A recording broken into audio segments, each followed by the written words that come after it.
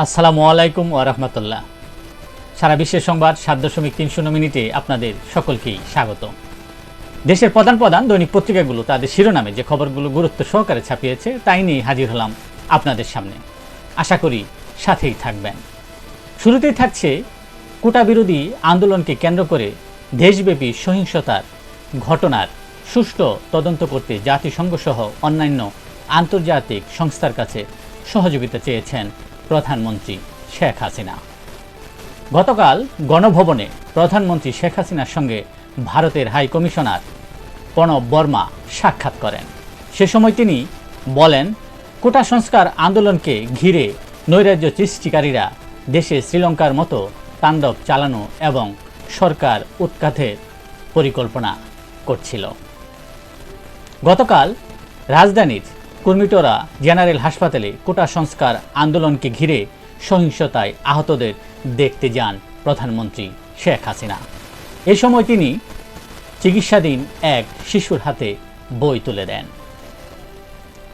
সাবেক ছাত্র নেতাদের তোপের মুখে ওবায়দুল কাদের। আওয়ামী লীগের মত বিনিময় সভায় সাবেক ছাত্র নেতাদের কথা বলার সুযোগ না দেওয়ায় এমন পরিস্থিতির সৃষ্টি হয়। সে সময় সাবেক নেতারা ওবায়দুল কাদেরের কে উদ্দেশ্য করে ভুয়া স্লোগান দেয়। সে সময় ওবায়দুল কাদের তার বক্তব্য সংক্ষিপ্ত করে দ্রুত সভাস্থল ত্যাগ করেন। সহিংসতার প্রতিবাদে আওয়ামী লীগের উদ্যোগে বিভিন্ন স্থানে সমাবেশ হয়েছে। কোটা সংস্কারের উপর ভর করে বিএনপি জামায়াতের সহিংসতার প্রতিবাদে অনুষ্ঠিত হয় এই সমাবেশ। জনগণের বিরুদ্ধে যুদ্ধ ঘোষণা করেছে সরকার বলে অভিমত ব্যক্ত করেছেন বিএনপির মহাসচিব মির্জা ফখরুল ইসলাম আলমগীর। জনগণের দিকে বন্দুক তাক দুঃখজনক বলে মন্তব্য করেছেন জাতীয় পার্টির চেয়ারম্যান জিএম কাদের।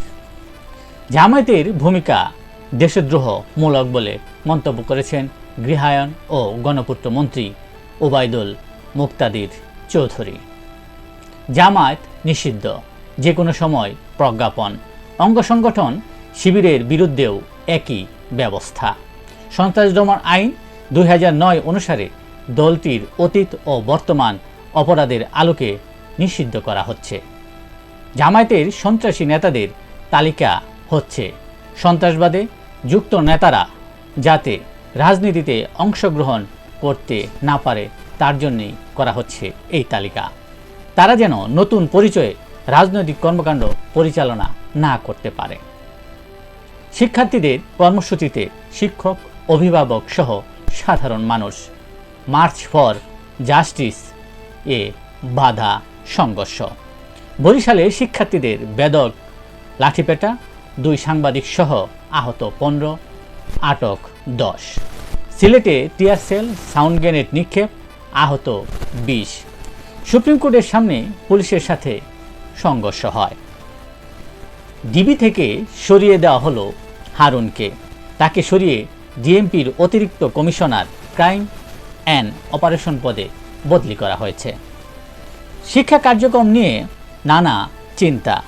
সবার আগে এইচএসসি পরীক্ষা শেষ করার পরিকল্পনা শিক্ষা মন্ত্রণালয়ের। আজ নির্দেশ দেবে শিক্ষা বোর্ড। সিটি কর্পোরেশন বাদে অন্য সব সরকারি প্রাথমিক বিদ্যালয় খুলবে আগস্টের 4 তারিখ থেকে। ফেসবুক সহ সব জনপ্রিয় সামাজিক যোগাযোগ মাধ্যম খুলে দেওয়ার নির্দেশ দেওয়া হয়েছে বিটিআরসি থেকে। গতকাল থেকেই জনপ্রিয় সামাজিক যোগাযোগ মাধ্যমগুলো ব্যবহার করতে পারছেন গ্রাহকরা। তবে গ্রাহকদের অভিযোগ যে ব্যবহারের সময় গতি খুবই কম।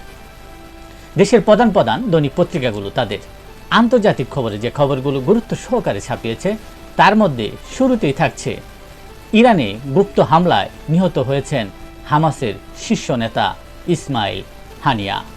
ইরানের বিপ্লবী গার্ড বাহিনী নিহত হওয়ার বিষয়ে এক বিবৃতি দেয়।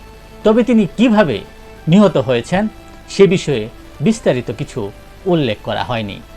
তিনি ছিলেন হামাসের অনমনীয় নেতা। গুপ্ত হত্যার শিকার যেসব হামাস নেতারা ইয়াহিয়া আয়াস 1996 সালে, খালেদ মেশাল 1997 সালে, আহমেদ ইয়াসিন 2004 সালে, আবেদ আজিজ 2004 সালে, আদনান আল ঘোল 2004 সালে, নিজার রায়ান 2009 সালে, সালে আল আরোইরি চলতি বছরের জানুয়ারির 2 তারিখে নিহত হন। গাজায় ইসরায়েলি হামলায় আরও 37 ফিলিস্তিনি নিহত। নিহতের সংখ্যা কমপক্ষে 39,400 জন। কমলা হ্যারিসকে আক্রমণের ছক করছেন ট্রাম্প। 100 দিনেরও কম সময় বাকি থাকতে প্রতিদিনই গতি পাচ্ছে মার্কিন নির্বাচনের প্রচারণা। আফ্রিকার দেশ মালিতে জঙ্গি হামলায় 50 ওয়াগনার সেনা নিহত। দাবি স্থানীয় আল কায়দার অনুসারী একটি জঙ্গি সংগঠনের। দলীয় সদস্যদের ঐক্যবদ্ধ হওয়ার বার্তা দিলেন সোনিয়া গান্ধী। 4 রাজ্যে বিধানসভা নির্বাচন। এই ছিল দেশের প্রধান প্রধান দৈনিক পত্রিকার শিরোনামে উঠে আসা শীর্ষ সংবাদ, যা নিয়ে এতক্ষণ আপনাদের মাঝে উপস্থিত ছিলাম। আশা করি আপনাদের ভালোই লেগেছে। সার্বিক খবরের বিবেচনায় যদি আপনাদের কোনো অভিমত, অভিব্যক্তি, সমালোচনা কিংবা কোনো পরামর্শ থেকে থাকে তাহলে অবশ্যই কমেন্টসে জানাবেন। আপনাদের কমেন্টসের প্রত্যাশায় আজকের মতো এখানেই বিদায় নিচ্ছি। আবারও দেখা হবে আগামীকাল ঠিক একইভাবে সারা বিশ্বের সংবাদ 7.3 মিনিটে। সে পর্যন্ত অবশ্যই সকলেই ভালো থাকবেন। আর যারা এখনও আমার চ্যানেলটি সাবস্ক্রাইব করেনি তারা ঝটপট সাবস্ক্রাইব করে নেবেন প্রতিদিনের আপডেট খবর পেতে। অবশ্যই ভালো থাকবেন।